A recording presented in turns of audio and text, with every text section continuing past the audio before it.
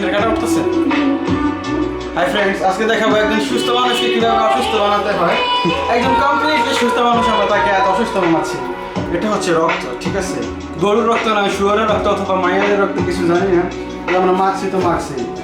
এইভাবে রক্তগুলো মেখে তুমি একটু ভালো করে দেখেন ক্যামেরাম্যান, সুস্থ মানুষকে কিভাবে অসুস্থ বানাচ্ছে।